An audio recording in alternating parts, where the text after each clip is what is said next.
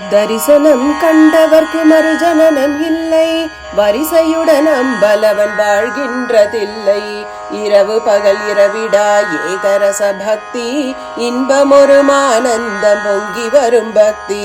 பரவி வரும் அவன் அருகில் அணிமாதி சித்தி, பணிந்து வந்து சிற்றம்பலத்தை வலம் சுற்றி.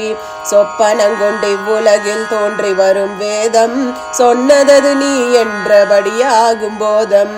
அற்புத மிருதங்கம் அது தாளம் ஒரு கீதம், அனவரதம் திருநடனம் ஆடி வரும் பாதம். அல்லும் பகல் ஓயாது அடியவர்கள் கோஷ்டி, அரஹர என்ற மிருதவானவரை ஓட்டி.